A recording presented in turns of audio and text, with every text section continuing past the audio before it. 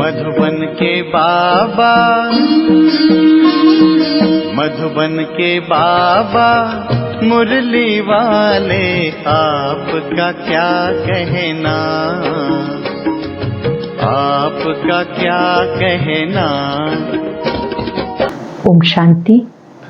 आज 10 सितंबर 2024 के साकार मधुर महावाक्य है। बाबा ने कहा, मीठे बच्चे, माया को वश करने का मंत्र है मन मना भव। इसी मंत्र में सब खूबियां समाई हुई हैं। यही मंत्र तुम्हें पवित्र बना देता है। माया को वश करने का मंत्र है मन मना भव। इसी मंत्र में सब खूबियां समाई हुई हैं। यही मंत्र तुम्हें पवित्र बना देता है। क्वेश्चन है, आत्मा की सेफ्टी का नंबर 1 साधन कौन सा है और कैसे? याद की यात्रा ही सेफ्टी का नंबर 1 साधन है, क्योंकि इस याद से तुम्हारे कैरेक्टर सुधरते हैं, तुम माया पर जीत पा लेते हो। याद से पतित कर्मेंद्रियां शांत हो जाती हैं। याद से ही बल आता है। ज्ञान तलवार में याद का जौहर चाहिए। याद से मीठे सतो प्रधान बन जाएंगे, कोई को भी नाराज नहीं करेंगे। इसलिए याद की यात्रा में कमजोर नहीं बनना। अपने आप से पूछना है, हम कहाँ तक याद में रहते हैं? मैं स्वयं बाबा की याद में कितना रहता हूँ? ओम शांति। मीठे मीठे रूहानी बच्चों को रोज रोज सावधानी जरूर देनी होती है। कौन सी? Safety first. सेफ्टी क्या है? याद की यात्रा से तुम बहुत बहुत सेफ रहते हो। मूल बात ही बच्चों के लिए ये है। बाबा ने समझाया, तुम बच्चे जितना याद की यात्रा में तत्पर रहेंगे उतना खुशी रहेगी, मैनर्स भी ठीक रहेंगे। याद में रहने से खुशी रहेगी, मैनर्स ठीक रहेंगे, क्योंकि पावन भी बनना है, करेक्टर भी सुधारने हैं, अपनी जांच करनी है। मेरा करेक्टर किसी को दुख देने जैसा तो नहीं है, मुझे कोई दे अभिमान तो नहीं आ जाता। ये अच्छी रीति अपनी जांच रखनी होती है। बाबा बच्चों को पढ़ाते, तुम बच्चे पढ़ते भी हो और पढ़ाते भी हो। बेहद का बाप सिर्फ पढ़ाते हैं, बाकी तो सब है देहधारी। इसमें सारी दुनिया आ जाती। एक बाप ही विदेही है। वह तुम बच्चों को कहते, तुम्हें विदेही बनना है। बाबा विदेही है, तुम बच्चों को भी कहते विदेही बनना है। मैं आया हूं तुम्हें विदेही बनाने। पवित्र बनकर ही वहां जाएंगे। चीची को तो साथ नहीं ले जाएंगे। इसलिए पहले पहले मंत्र ये देते हैं। माया को वश करने का मंत्र है, पवित्र होने का ये मंत्र है। इस मंत्र में बहुत खूबियां भरी हुई हैं। इनसे पवित्र बनना है, मनुष्य से देवता बनना है। जरूर हम ही देवता थे, इसलिए बाबा कहते हैं अपनी सेफ्टी चाहो, मजबूत महावीर बनना चाहो तो ये पुरुषार्थ करो। अपनी सेफ्टी चाहो, मजबूत महावीर बनना चाहो तो ये पुरुषार्थ करो। बाबा तो शिक्षा देते रहेंगे, भले ड्रामा भी कहते रहेंगे, ड्रामा अनुसार बिल्कुल ठीक ही चल रहा है, फिर आगे के लिए भी समझाते रहेंगे। याद की यात्रा में कमजोर नहीं बनना। बाहर रहने वाली बांधेली गोपिकाएं जितना याद करती हैं उतना सामने रहने वाले याद नहीं करते, क्योंकि उनको तड़फन होती है। बांधेलियों को तड़फन होती है शिव बाबा से मिलने की। जो मिल जाते हैं उनका पेट जैसे कि भर जाता है। जो बहुत याद करते हैं वो ऊंच पद पा सकते हैं। देखा जाता अच्छे अच्छे बड़े बड़े सेंटर संभालने वाले मुख्य भी याद की यात्रा में कमजोर हैं। याद का जौहर बहुत अच्छा चाहिए। ज्ञान तलवार में याद का जौहर ना होने के कारण किसी को तीर लगता ही नहीं, पूरा मरते नहीं। बच्चे कोशिश करते हैं ज्ञान का बाण लगाकर बाप का बनाएं, वह मर जीवा बनाएं, परंतु मरते नहीं। जरूर ज्ञान तलवार में गड़बड़ है। बाबा भले जानते हैं ड्रामा बिल्कुल एक्यूरेट चल रहा है, आगे के लिए तो समझाते रहेंगे ना। हर एक अपने दिल से पूछे हम कहाँ तक याद करते हैं। हर एक दिल से पूछे कहाँ तक हम बाबा को याद करते हैं। याद से बल आएगा, इसलिए कहा जाता ज्ञान तलवार में जोहर चाहिए। ज्ञान तो बहुत सहज रीति समझा सकते, जितना याद में रहेंगे उतना मीठे बनते जाएंगे। बाबा को याद करेंगे तो स्वभाव संस्कार मीठा बनता जाएगा। तुम सतो प्रधान थे तो बहुत मीठे थे, फिर सतो प्रधान बनना है। तुम्हारा स्वभाव बहुत मीठा चाहिए, कभी रंज नहीं होना चाहिए, नाराज नहीं होना चाहिए। ऐसा वातावरण ना हो जो कोई रंज हो, ऐसी कोशिश करनी चाहिए। क्योंकि ईश्वरीय कॉलेज स्थापन करने की सर्विस बहुत ऊंची है। विश्वविद्यालय तो भारत में बहुत गाए जाते, वास्तव में वो है नहीं। विश्वविद्यालय तो एक ही होता है। बाबा आकर सबको मुक्ति, जीवन मुक्ति देते हैं। बाबा जानते सारी दुनिया के जो भी मनुष्य मात्र हैं सब खत्म होने वाले हैं। बाबा को बुलाया भी इसलिए कि छीछी दुनिया का खात्मा और नई दुनिया की स्थापना करो। बच्चे भी समझते बरोबर बाबा आया हुआ है। अब माया का पॉम्प कितना है, फॉल ऑफ पाम्पिया का खेल दिखाते हैं। बड़े बड़े मकान आदि बना रहे हैं, यह है पॉम्प। सत्युग में इतने मंजिल के मकान बनते नहीं, यहाँ बनते हैं क्योंकि रहने के लिए जमीन कम है। विनाश जब होता तब सब बड़े बड़े मकान भी गिर पड़ते हैं। आगे इतनी बड़ी बड़ी बिल्डिंग नहीं बनती थी। बॉम्ब सब छोड़ेंगे तो ऐसे गिरेंगे जैसे ताश के पत्ते गिरते हैं। इसका मतलब ये नहीं कि वही मरेंगे बाकी दूसरे रह जाएंगे, नहीं। जो जहाँ होगा, चाहे समुद्र पर हो, पृथ्वी पर हो, आकाश में हो, पहाड़ों पर हो, उड़ रहा हो, सब खत्म हो जाएंगे। ये पुरानी दुनिया है ना, जो भी 84 लाख योनियां हैं सब खत्म हो जानी है। वहाँ नई दुनिया में ये कुछ भी होगा नहीं, ना इतने मनुष्य होंगे, ना मच्छर, ना जीव जंतु होंगे। यहाँ तो ढेर के ढेर हैं। अब तुम बच्चे भी देवता बनते हो तो वहाँ हर चीज सतो प्रधान होती है। यहाँ भी बड़े बड़े आदमी के घर में जाएंगे तो बड़ी सफाई रहती है। तुम सबसे जास्ती बड़े देवता बनते हो। बड़े आदमी भी नहीं कहेंगे, तुम बहुत ऊंच देवताएं बनते हो। ये कोई नई बात नहीं, 5-4 वर्ष पहले भी तुम ये बने थे नंबरवार। ये इतना किचड़ा आदि वहाँ कुछ भी नहीं होगा। बच्चों को बड़ी खुशी होनी चाहिए कि हम बहुत ऊंच देवता बनते हैं। बेहद खुशी होनी चाहिए, हम ऊंच देवता बनते हैं। एक ही बाप हमें पढ़ाने वाला है जो हमें बहुत ऊंच बनाते हैं। पढ़ाई में हमेशा नंबरवार पोजीशन वाले होते, कोई कम पढ़ते हैं, कोई जास्ती पढ़ते हैं। अब बच्चे पुरुषार्थ कर रहे हैं, बड़े बड़े सेंटर खोल रहे हैं, इसलिए कि सबको मालूम पड़े। भारत का प्राचीन राजयोग गाया हुआ है। खास विलायत वालों को जास्ती उत्सुकता होती है राजयोग सीखने की। भारतवासी तो तमो प्रधान बुद्धि है, वो फिर भी तमो बुद्धि है, इसलिए उनको शौक रहता भारत का प्राचीन राजयोग सीखने का। उन्हें शौक रहता। ये नामी ग्रामी है जिससे भारत स्वर्ग बना था। राजयोग से भारत स्वर्ग बना। बहुत थोड़े आते हैं जो पूरी रीति समझते हैं। स्वर्ग हेवन पास हो गया सो फिर होगा जरूर। हेवन अथवा पैराडाइज है सबसे वंडर ऑफ द वर्ल्ड। स्वर्ग का कितना नाम वाला है। स्वर्ग और नर्क, शिवालय और वैशाल्य। बच्चों को अब नंबरवार याद है कि हमें अब शिवालय में जाना है। वहां जाने के लिए, शिवालय में जाने के लिए शिव बाबा को याद करना है।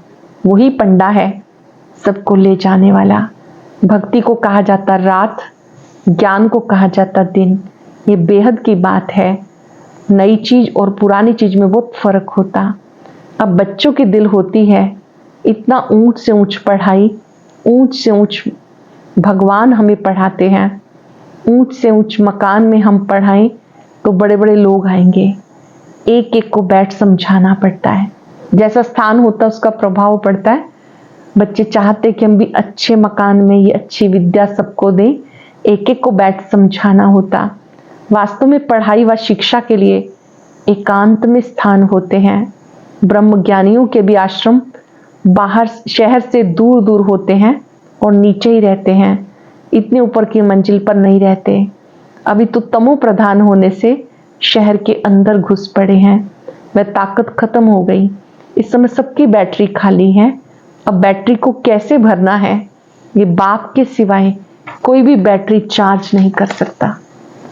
बाबा के सिवाय कोई भी बैटरी चार्ज नहीं कर सकता। बच्चों को बैटरी चार्ज करने से ताकत आती है। उसके लिए मुख्य है याद। उसी में माया विघन डालती है। कोई तो सर्जन के आगे सच बताते हैं, कोई छिपा लेते हैं। अंदर में जो खामियां हैं वो बाबा को बतानी है। जो भी अंदर में खामियां हैं बाबा को बतानी है। इस जन्म में जो जो पाप किए अविनाशी सर्जन के आगे वर्णन करने चाहिए, नहीं तो दिल अंदर खाता रहेगा। सुनाने के बाद फिर खाएगा नहीं। अंदर रख लेना ये भी नुकसानकारक है।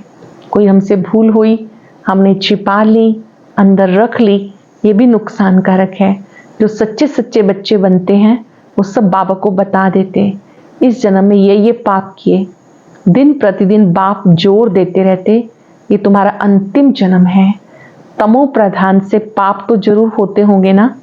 बाबा कहते हैं बहुत जन्मों के अंत में जो नंबर 1 पतित बना उनमें ही प्रवेश करता हूँ, क्योंकि उनको ही नंबर 1 में जाना है।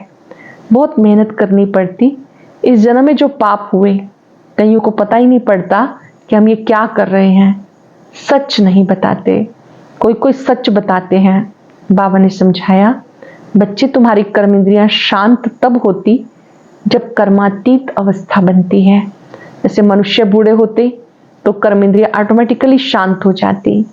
इसमें छोटेपन में सब शांत हो जाना चाहिए।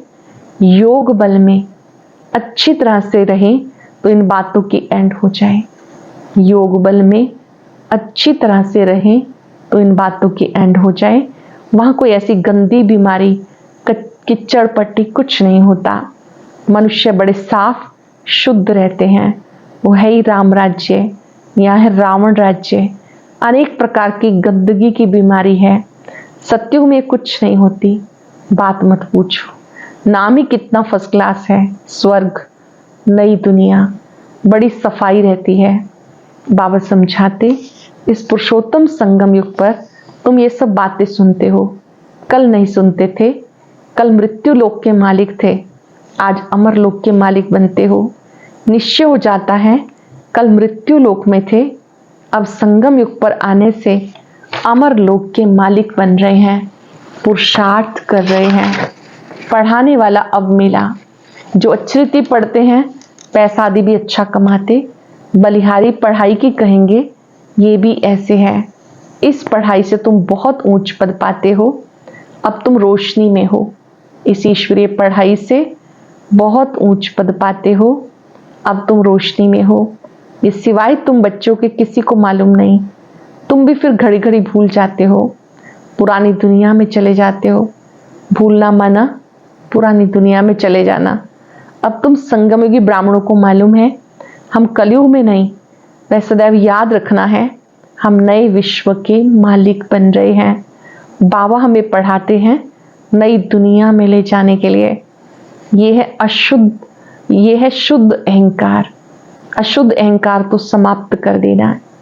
पहले था अशुद्ध अहंकार, अब ये है शुद्ध अहंकार। तुम बच्चों को कभी अशुद्ध ख्यालात नहीं आने चाहिए। पुरुषार्थ करते करते आखिरी पिछाड़ी में रिजल्ट निकलेगी। बाबा समझाते, इस समय तक सब पुरुषार्थी हैं। इम्तिहान जब होता तो नंबरवार पास हो, फिर ट्रांसफर हो जाते हैं। तुम्हारी है बेहद की पढ़ाई, जिसको सिर्फ तुम जानते हो। तुम कितना समझाते हो। नए नए आते रहते हैं बेहद बाप से वर्षा पाने के लिए। भले दूर रहते हैं फिर भी सुनते सुनते निश्चय बुद्धि हो जाते। ऐसे बाबा के सम्मुख भी जाना चाहिए। जिस बाप ने बच्चों को पढ़ाया ऐसे बाबा से सम्मुख जरूर मिलना चाहिए। समझकर ही यहाँ आते हैं। कोई नहीं समझे हुए तो भी यहाँ आने से समझ जाते हैं। बाबा कहते दिल में कोई बात हो समझ में ना आती हो भले पूछो।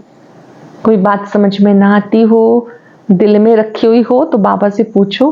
बाबा तो चुंबक है ना, जिसकी तकदीर में है वो अच्छी रीति पकड़ सकते हैं, तकदीर में नहीं तो खलास, सुना अनसुना कर देते। यहाँ कौन बैठ पढ़ाते हैं? स्वयं भगवान, उनका नाम है शिव। शिव बाबा ही हमें स्वर्ग की बादशाही देते, फिर कौन सी पढ़ाई अच्छी? तुम कहेंगे हमें शिव बाबा पढ़ाते जिसे 21 जन्मों की बादशाही मिलती। बाबा स्वयं पढ़ाते हैं, 21 जन्मों की बादशाही मिलती है। ऐसे ऐसे समझाते समझाते ले जाते, कोई तो पूरा ना समझने के कारण इतनी सर्विस नहीं कर सकते, बंधन की जंजीरों में जकड़े रहते हैं। शुरू में तुम कैसे अपने को जंजीरों से छुड़ा कर आए, जैसे कोई मस्ताने होते हैं। ये भी ड्रामा में पार्ट था जो कशिश हुई। ड्रामा में बट्टी बननी थी, जीते जी मरे, फिर माया की तरफ कोई कोई चले गए। युद्ध तो होती है ना, माया के साथ युद्ध होती है। माया देखती है इसने बड़ी हिम्मत दिखाई है, अब हम भी इसे ठोक करके देखते हैं ये पक्के हैं या नहीं। बच्चों की कितनी संभाल होती थी, सब कुछ सिखाते थे। शुरू में बाबा ने बच्चों को सब कुछ सिखाया कि बच्चे याद करो, हर कर्म हमें अपने हाथ से करना है। जो कर्म मैं करूँगा मुझे देखकर और करेंगे। तुम बच्चे एल्बम आदि देखते हो, लेकिन सिर्फ चित्र देखने से भी समझ ना सके, कोई बैठ समझाए क्या क्या होता था, कैसे भट्ठी में पड़े, फिर कोई कैसे निकले, कोई कैसे, जैसे रुपए छपते हैं तो भी कोई कोई खराब हो पड़ते। ये भी ईश्वरीय मिशनरी है। ईश्वर बैठ धर्म की स्थापना करते हैं, ये बात किसी को पता नहीं। बाप को बुलाते भी हैं, परंतु जैसे तवाई समझते ही नहीं, कहते कैसे हो सकता। माया रावण एकदम ऐसा बना देती, एकदम तवाई मिसल बना देती। शिव बाबा की पूजा भी करते हैं, फिर कह देते हैं सर्वव्यापी है। शिव बाबा कहते हो, फिर वो सर्वव्यापक कैसे होगा? पूजा करते हैं, लिंग को शिव कहते हैं, ऐसे थोड़े ही कहते कि इसमें शिव बैठा है। अब पत्थर ठिक्कर में भगवान को कहना, तो क्या सब भगवान ही भगवान है? भगवान अनलिमिटेड तो नहीं होंगे ना। तो बाबा बच्चों को समझाते, कल्प पहले भी ऐसे समझाया था कि मैं सर्वशक्तिवान हूँ, सर्वव्यापक नहीं। अच्छा, मीठे मीठे सिक्के लदे बच्चों प्रति माता पिता बाप दादा का याद प्यार गुड मॉर्निंग। रूहानी बाप की रूहानी बच्चों को नमस्ते। रूहानी बच्चों की रूहानी बाप दादा को याद प्यार नमस्ते, गुड मॉर्निंग। शुक्रिया बाबा, शुक्रिया। धारणा के लिए सार, ऐसा मीठा वातावरण बनाना है जिसमें कोई भी नाराज ना हो। बाप समान विदेही बनने का पुरुषार्थ करना है। याद के बल से अपना स्वभाव मीठा, कर्म इंद्रियां शांत करनी है। सदा इस नशे में रहना है कि अब हम संगम युगी हैं, कलयुगी नहीं। बाबा हमें नए विश्व का मालिक बनाने के लिए पढ़ा रहे हैं। अशुद्ध ख्यालात सब समाप्त कर देने हैं। वरदान है अकाल तख्त और दिल तख्त पर बैठ, सदा श्रेष्ठ कर्म करने वाले कर्म योगी भव। अकाल तख्त, दिल तख्त पर बैठ, सदा श्रेष्ठ कर्म करने वाले कर्म योगी भव। इस समय आप सब बच्चों को 2 तख्त मिलते हैं, एक अकाल तख्त, दूसरा दिल तख्त। एक तो ये भ्रिकुटी का अकाल तख्त, दूसरा दिल तख्त। लेकिन दिल तख्त पर वही बैठता है जिसका राज्य होता। जब अकाल तख्त नशीन है तो स्वराज्य अधिकारी हैं, और बाप के दिल तख्त नशीन है तो बाप के वर्षे के अधिकारी हैं। इसमें राजभाग सब आ जाता। कर्म योगी अर्थात दोनों तख्त नशीन।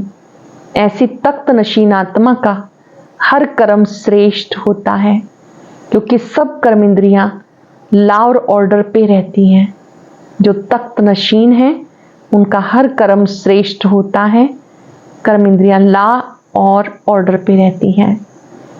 इस समय आप सब बच्चों को 2 तख्त मिले हैं, अकाल तख्त और दूसरा दिल तख्त। लेकिन तख्त पर वही बैठता जिसका राज्य होता। जब आत्मा अकाल तख्त नशीन है तो स्वराज्य अधिकारी है। बाप के दिल तख्त नशीन है तो बाप के वर्षे की अधिकारी है, जिसमें राजभाग सब आ जाता। कर्म योगी अर्थात दोनों तख्त नशीन। ऐसी तख्त नशीन आत्मा का हर कर्म श्रेष्ठ होता है, क्योंकि सब कर्म इंद्रियां लॉ और ऑर्डर पे रहती हैं। स्लोगन है, जो सदा स्वमान की सीट पे सेट रहता है वही गुणवान और महान है। जो सदा स्वमान की सीट पर सेट रहता है वही गुणवान है और महान है। ओम शांति।